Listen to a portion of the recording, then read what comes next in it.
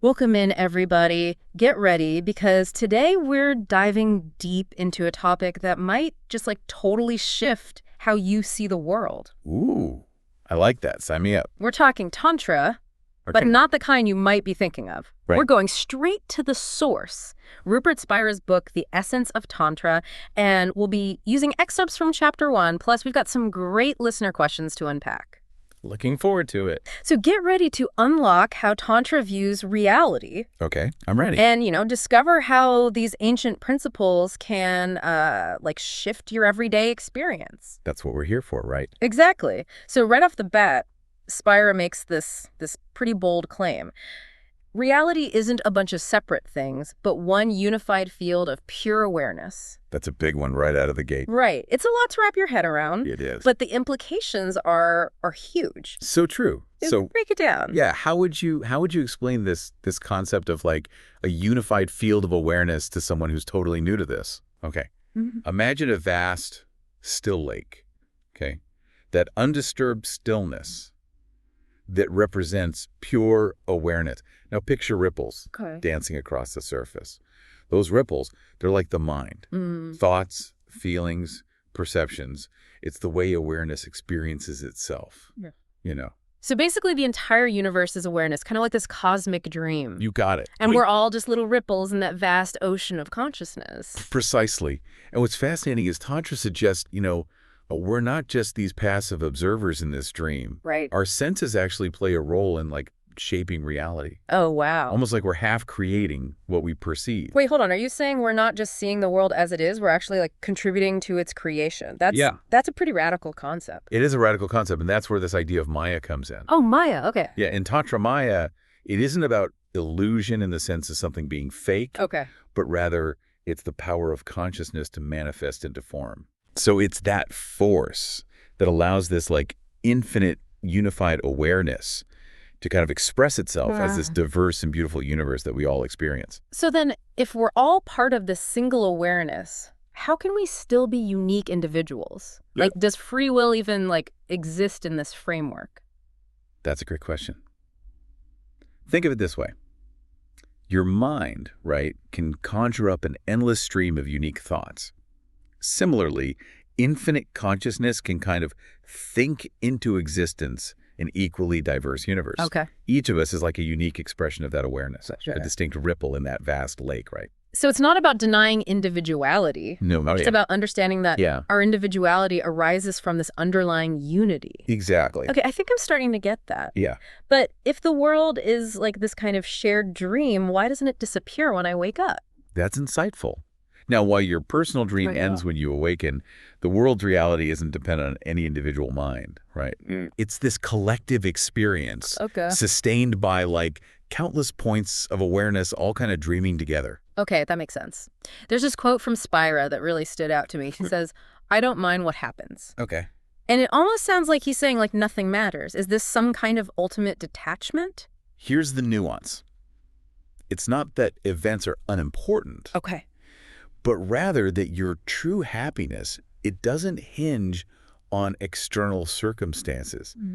You are, at your core, this pure awareness. Right. And that awareness it's untouched by the ever-changing events of life. So it's like saying my core being is already peaceful, regardless of what life kind of throws my way. Exactly. But honestly, how can someone, not mind when something truly awful happens? It's a challenge. It's not a switch you just flip. Right. But consider this. Has any experience truly changed the core of who you are, that awareness at your center? Tantra suggests that this piece is always present, just waiting to be recognized, beneath all that mental noise. Okay, that's a powerful idea. And it makes me wonder if our true nature is this boundless awareness. Yeah. What about our experience of the body? Sure. It feels very real and limited. Absolutely. And here's the connection. Yeah. As we shift from identifying as a limited self to recognizing our true nature as this limitless awareness, our experience of the body can also transform. Are you suggesting that my body can actually expand? Not in a physical sense, but in how you experience it. Yeah. Spira talks about this Zen master who felt like his body was having a hard time keeping up with his understanding. His mind had expanded, but his felt sense of the body was still catching up. So how do we help our bodies catch up to this expanded awareness? Let's try a visualization, okay? Imagine systematically removing all your senses, like sight, sound, touch, everything. Whoa. Then peel away your thoughts, feelings, memories. What's left? It's like asking, what am I without all the things that make me me? It's hard to even grasp that. Exactly, and that's the point. What remains is this empty knowing, pure awareness, untouched by the limitations of form, right? Yeah.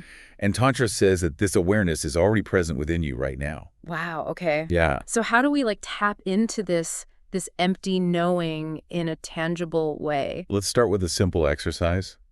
Bring your attention to the sensation of your head. Okay. But instead of labeling it as head, Right. just feel the raw sensation. Now imagine breathing emptiness and light into any tension you feel, Okay. as if your head is expanding into the space around it.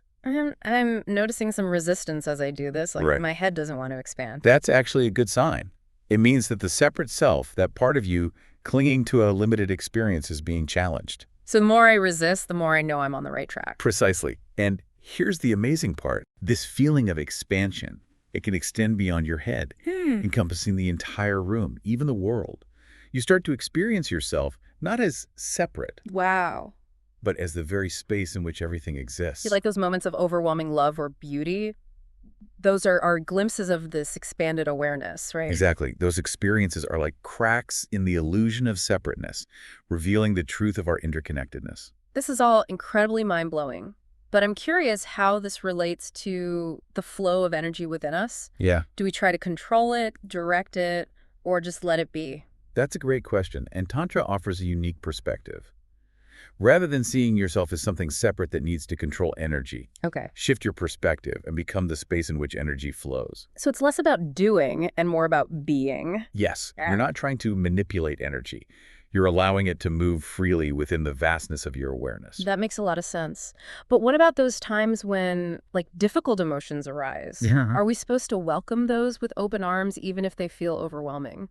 Here's where Tantra takes this radical, compassionate approach. Okay. Instead of pushing away those difficult emotions, it encourages you to turn towards them with loving awareness. Rather than resisting, you breathe emptiness into that tension, befriending the experience.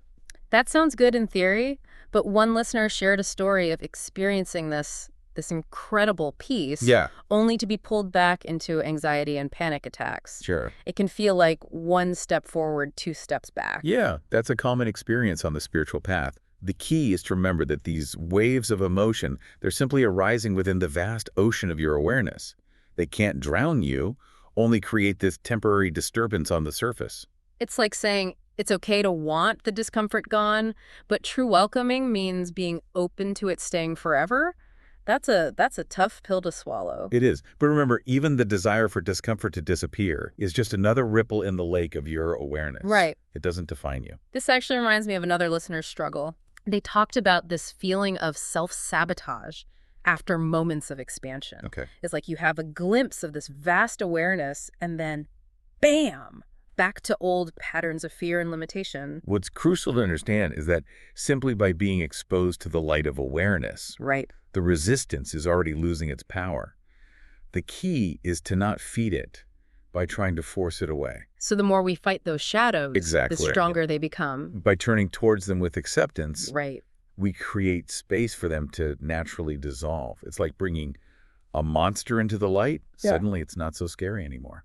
That's a great analogy. And it really highlights these two approaches we've been talking about, turning away from experience versus turning towards it.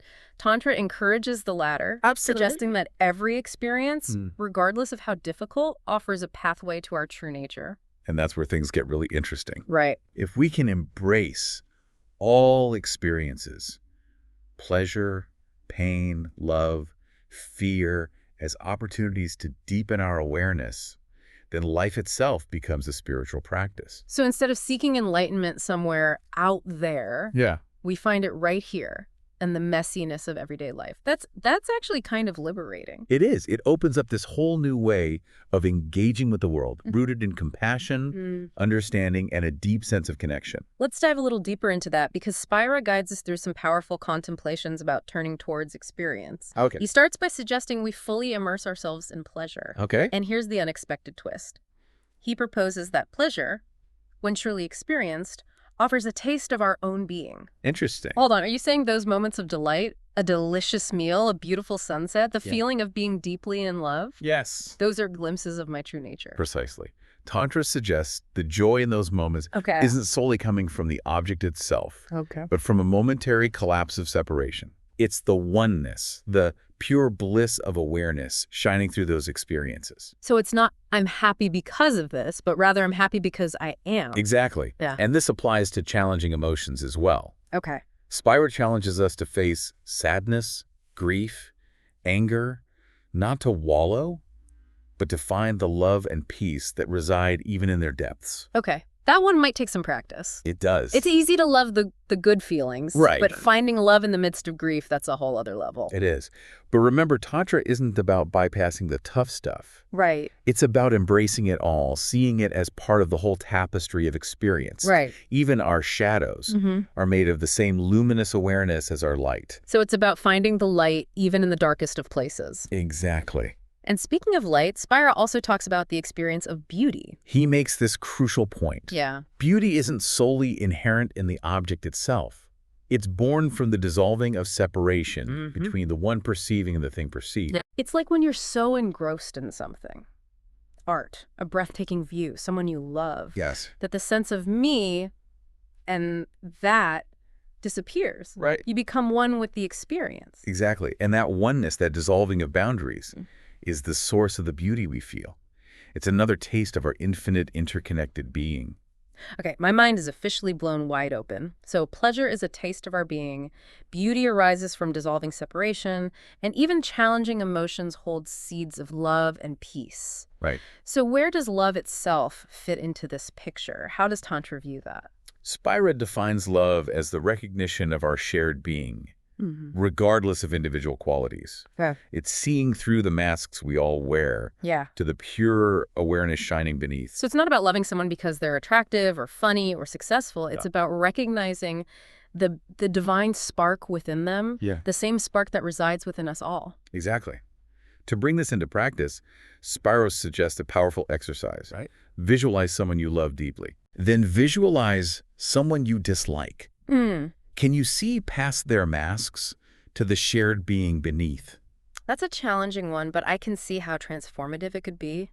It is. If we can learn to love not just those who are easy to love, but also those who trigger us. Right. We're truly embodying this tantric perspective. Absolutely. It's a process, for sure. Right. But even glimpses of this interconnectedness can profoundly impact how we relate to ourselves, to others, and to the world. This all raises a really important question from one of our listeners. Okay, sure. How do we address injustice in the world while holding this view of shared being? Does compassion mean turning a blind eye to suffering? That's a question many grapple with, Yeah. and rightfully so. Yeah. Tantra distinguishes between responding to behavior and hating the person. Okay. You can firmly oppose harmful actions Right. while still recognizing the other's inherent being. So it's about acting with clarity and compassion, holding both the truth of our interconnectedness and the need for justice. Exactly. It's not about becoming passive or indifferent. It's about responding from a place of wisdom and understanding. Right. Recognizing that even those who cause harm are part of the same web of being. There's a powerful example from Spira's book about a prisoner of war who experienced unimaginable suffering, yet ultimately forgave his torturers, recognizing their shared humanity. That's a remarkable example Yeah. of how even in the face of terrible adversity, understanding our interconnectedness can lead to profound healing and forgiveness. It's a reminder that staying connected to this larger self, this boundless awareness, isn't always easy. It's not. But even brief glimpses of it can transform our lives and the world around us. It's a journey, and a worthwhile one. You know, as we've been unpacking these tantric principles, I'm struck by how relevant they are to our daily life. Totally. This isn't just some ancient philosophy gathering dust on a shelf. It's very practical. Yeah. It's a framework for living with more awareness, more connection, more joy. But I'm wondering how this actually plays out in the real world. Sure. Like, for example, in relationships, are we supposed to become all lovey-dovey with everyone we meet? That's a common misconception. Yeah. Remember, Tantra's understanding of love isn't about sentimentality or clinging. Okay. It's about recognizing that shared essence beneath the surface. Yeah. Seeing past the personality to the pure awareness that connects us all. So it's less about like showering everyone with affection and more about approaching them with a deeper sense of understanding and compassion, even if they're driving us up the wall. Precisely. It's acknowledging that even those who challenge us are ultimately part of this same web of being. Yeah. This doesn't mean condoning bad behavior, Right. but it allows us to respond with more wisdom and less reactivity. It's like that saying, hurt people hurt people. Yeah, exactly. If we can see past the hurt to the person underneath, we can approach them with more empathy and less judgment. This makes me wonder, how does this apply to the relationship we have with ourselves? I know I'm often my own worst critic. That self-criticism is something many of us struggle with. We tend to fixate on our perceived flaws, forgetting that those flaws are also expressions of that same universal awareness. So instead of trying to banish our shadows, are we supposed to just like embrace them? It's not about blind acceptance, but rather about bringing those shadow parts into the light of awareness. Remember that visualization where we breathed emptiness and light into the tension in our head? Yeah. You can apply that same practice to any area where you feel stuck or contracted. Gotcha. Even those less than desirable qualities. Okay, so we're not trying to pretend our shadows don't exist. No. But we're not fighting them either. Right. It's more about acknowledging them with compassion. Yes. And here's where that concept of Maya can be really helpful. Remember, it's not about illusion as in fake, but rather the creative power of consciousness to manifest in different forms. So even our shadows are part of that creative expression. Absolutely. They're like the dark colors in a painting. Oh, interesting. That make the lighter colors stand out even more. Without the shadows, the light wouldn't be as brilliant. That's a beautiful way to put it. It's like saying, even my darkness is part of this divine dance. This whole idea of embracing our shadows. Does that apply to our creative process as well? Interesting. Because let's be real, creativity can be messy, frustrating. Totally. It doesn't always feel blissful and interconnected. No, it doesn't. That's where the tantric understanding of the mind as a ripple on the lake of awareness can be really helpful. Okay. Those ripples, right? They're how awareness experiences itself. Yeah. How it plays and expresses itself. So you're saying our creative impulses are like those ripples. Exactly. Different expressions of the creative energy that flows through all of us. Exactly. And just as a lake can produce an endless variety of ripples, so too can our minds give rise to this infinite stream of creative ideas and expressions. That's a comforting thought. But what about those times when the creative well feels dry? Yeah. Like we're staring at a blank page or a canvas and nothing's coming through. Sure. How do we tap into that creative flow more consistently? This is where the practice of turning towards experience can be really powerful. Okay. Instead of resisting those moments of stagnation, approach them with curiosity. Yeah. What are you feeling? What thoughts are swirling around? Right. What sensations are present in your body? So instead of judging the creative process, we simply observe it. Yes. By observing without judgment, we create space for new insights and inspiration to emerge. Right. Remember, creativity is a dance between the conscious and the unconscious. Okay. Sometimes the best way to invite inspiration is to step out of the way and let the dance unfold. So we're not the sole creators of our art. Right. We're co-creating with something larger than ourselves. Exactly. And that something larger is the infinite creative potential of awareness itself. We're like channels for that creative energy to flow through, expressing itself in unique ways. I love that idea. Being a channel for creative energy, it takes the pressure off, you know? It does. But I'm also thinking about those times when it's not just a lack of inspiration, but those shadow sides we were talking about earlier, those parts of ourselves we'd rather not acknowledge, let alone express creatively. Remember that tantric principle of welcoming all experiences as gateways to our true nature. Yeah. That includes the shadow sides, the difficult emotions, the limiting beliefs. But how can we welcome those parts of ourselves that make us feel ashamed or afraid or just plain unworthy? It's not about condoning those feelings. Right. But recognizing that they're arising within the vast space of our awareness. Okay. They're like those ripples on the lake we talked about earlier. Yeah. Temporary disturbances that don't define the lake itself. So it's about acknowledging that our shadows are made of the same stuff as our light. Yes. And by turning towards them with compassion and curiosity, we can start to unravel the stories we've woven around them and uncover the wisdom they hold. It's like saying, my shadows aren't my enemies. Right. They're my teachers. Exactly. They're the parts of ourselves that have been wounded, neglected, or misunderstood. Yeah. By offering them compassion and understanding, we can begin to integrate them into our wholeness. That makes sense. But what about those times when our shadows feel like they have a mind of their own? Those times when we're consumed by fear, anger, or addictive patterns? It's important to remember that there's a difference between the content of experience and the awareness that holds it. Even when you're being swept away by a wave of emotion, there's a part of you that's observing that wave. So it's like saying, I'm not the wave, I'm the ocean. Precisely. Yeah. By recognizing that you create space for choice, you're no longer at the mercy of the wave. You have the ability to ride it out, to surf it, or to simply observe it until it subsides. I like that. But this brings up a question that often comes up in spiritual circles. Right. If we are all fundamentally one, why is there so much suffering in the world? Yeah. Does this tantric view of reality offer any comfort or guidance in the face of such pain? It's a huge question, and one that's been on my mind throughout this entire conversation. It's a question with no easy answers. Oh. But Tantra does offer a perspective that can be both challenging and comforting. Okay. It reminds us that suffering is often born from the illusion of separation. Okay. When we believe ourselves to be separate from others, Right. we create a world of fear, scarcity, and competition. So the more we cling to the idea of me versus them, Exactly. the more we contribute to suffering. Yes, but the flip side is that the more we recognize our interconnectedness, the more we contribute to a world of compassion, understanding, and love. It's like saying the antidote to suffering is connection. Precisely. And that connection starts within by healing our own wounds, embracing our own shadows, and recognizing our inherent wholeness. We radiate that healing outward.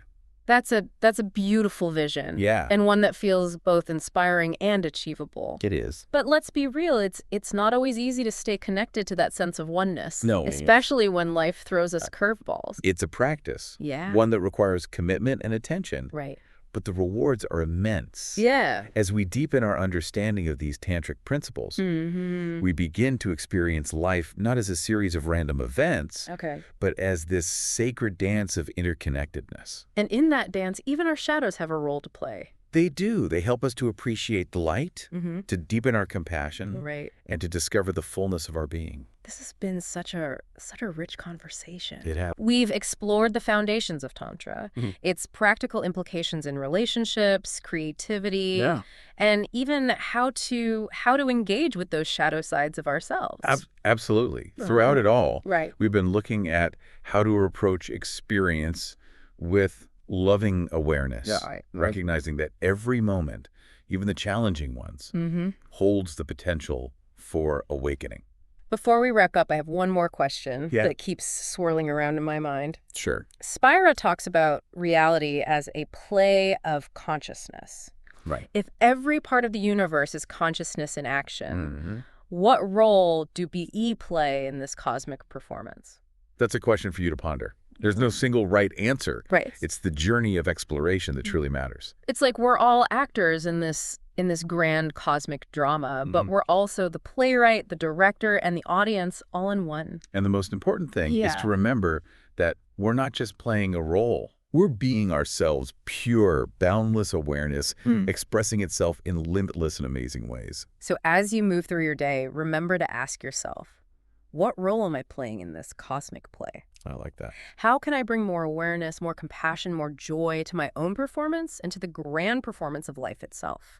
Keep exploring, keep questioning, and most importantly, keep that tantric spirit alive in your heart. So well said. Until next time, may your journey be filled with love, light, and the boundless joy of being.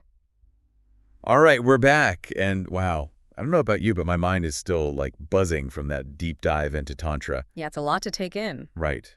We've covered so much, from the nature of reality to those shadows we all carry inside. What stands out to you most from everything we talked about?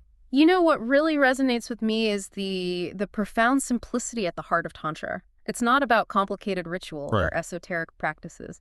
It's about recognizing the truth of who we already are. pure awareness. It's like we were handed this super powerful lens, and now the world looks totally different. We're not just seeing separateness. We're seeing connection, not just seeing problems, but possibilities. Exactly. And within those possibilities lies a path to liberation, a way to move through life with more joy, more ease, even when things are tough. Remember that quote from Spira? Yeah. I don't mind what That's happens. a powerful one. It speaks to this deep inner freedom, Mm. a recognition that true happiness isn't dependent on external circumstances. So it's not about forcing ourselves to feel a certain way, Right. but rather about realizing that peace is already there at our core. Exactly. Tantra invites us to stop chasing happiness as if it were something outside of ourselves and recognize that it's already present within us. Okay, so that's a huge shift in perspective. It makes me think of that analogy we discussed earlier. The mind as ripples on the surface of a vast, still lake. Yeah, I love that one. Right. Those ripples, they might be choppy and chaotic, but the lake itself remains calm and undisturbed. And that calm, undisturbed lake, that's who we are at our essence. Those ripples of thought, emotion, sensation, they come and go, but the underlying awareness, that remains untouched. So if that undisturbed lake is our true nature, what does it mean to live a tantric life? Is it about constantly trying to suppress those ripples and maintain a perfectly still surface? Not at all. In fact, trying to force stillness, just create more tension, more resistance. It's about recognizing those ripples as part of the dance of awareness and learning to navigate them with more skill and grace. So it's not about denying or suppressing our human experience, but about meeting it with a different kind of awareness. Exactly. It's about acknowledging those thoughts and feelings, but not getting caught up in them. Right. It's about remembering that we are the vast lake, not just the ripples on its surface. This reminds me of a story Spira tells about a master who, after years of dedicated practice, suddenly bursts into laughter. When asked why, he simply replied, "Because I finally remembered who I am." What a beautiful image. It speaks to the joy and liberation that come with this recognition. It's not about becoming someone better or more enlightened, but about remembering the truth of who we already are. So this journey isn't about striving to reach some distant goal. It's about realizing something that's already present. Exactly. And in that realization, we find a profound sense of freedom and peace. We discover that we're already home, no matter where we are or what's happening around us. So as we wrap up this deep dive into Tantra, what's the most important message you want to leave our listeners with? Remember that you are not those fleeting thoughts or emotions. You are not even the body you inhabit. You are pure, boundless awareness, the very source of love, joy, and creative power. Powerful. And that awareness is always present, waiting to be recognized, embraced, and expressed in all that you do. And if you're feeling lost or disconnected, remember the invitation to turn towards your experience with loving awareness. Don't push away those difficult emotions or try to force yourself to be something you're not. It's okay. Just be present with what is, recognizing it all as part of the beautiful dance of life. And as you navigate this dance, remember that you're not alone. You are part of a vast, interconnected web of being. And within that web, there is a wellspring of love and support just waiting to be tapped into. Thank you so much for joining us on this journey of exploration.